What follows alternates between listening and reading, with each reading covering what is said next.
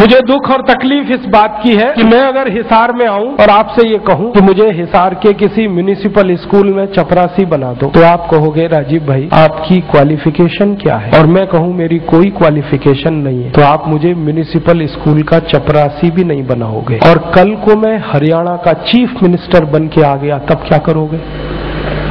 उसी zero qualification पर मैं हरियाणा का अगर चीफ मिनिस्टर बनकर आया तो आप मेरे गले को मालाओं से लाद दोगे और जिंदाबाद इतनी करोगे तो सारा शहर बहरा हो जाए। ये विडंबना है हमारे देश की। जिस व्यक्ति को मिनिमम क्वालिफिकेशन के आधार पर किसी स्कूल का चपरासी नहीं बनाया जा सकता, वो व्यक्ति मुख्यमंत्री हो सकता है, राज्यपाल हो सकता है, प्रधानमंत्री हो सकता है, राष्ट्रपति हो सकता है। विडंबना इस देश की पता है क्या है? जिस व्यक्ति ने जिंदगी में कभी खेत में हल नहीं जोता वो कृषि मंत्री। सालों साल इस देश में शिक्षा मंत्री ऐसे लोग रहे जो कभी स्कूल नहीं गए पढ़ने के लिए। मैं बस नाम नहीं ले रहा हूं, बाकी आपको सब पता है। इस देश में एक व्यक्ति ने जिंदगी में कभी चाय की दुकान नहीं चलाई, वो देश का वर्षों वर्षों वाणिज्य मंत्री रहा जिसने दुकान नहीं चलाई कभी। फाइनेंस का जिसको ABCD नहीं आता वो सालों साल इस देश में वित्त मंत्री रहता है। जिसने कभी अपने बेटे और बेटियों को भारत की सेना के लिए भेजा नहीं कुर्बान होने को, वो देश का रक्षा मंत्री हो सकता है। और जिसको अपनी रक्षा करने के लिए सैकड़ों जवान लगते हैं वो देश की क्या रक्षा करेगा? सोचो आप।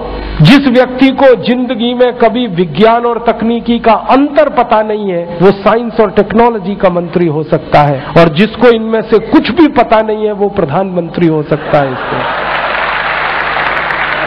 ये विडंबना है हमारे देश की।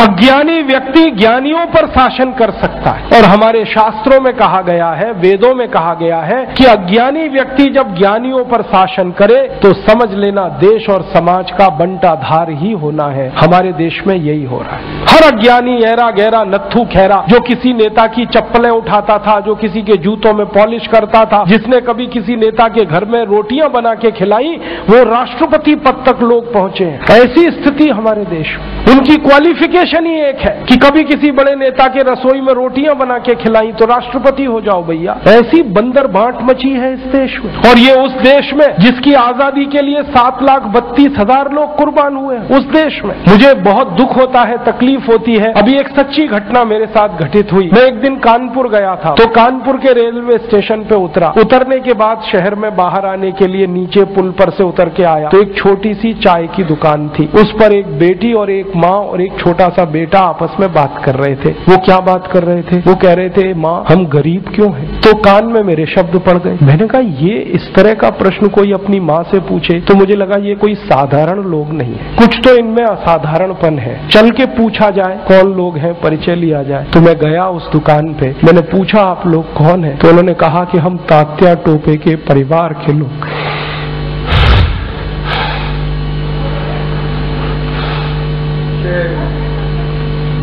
हमारे देश में तात्या टोपे के परिवार के लोगों को चाय बेचनी पड़ी और गद्दारों को सिंहासन मिले।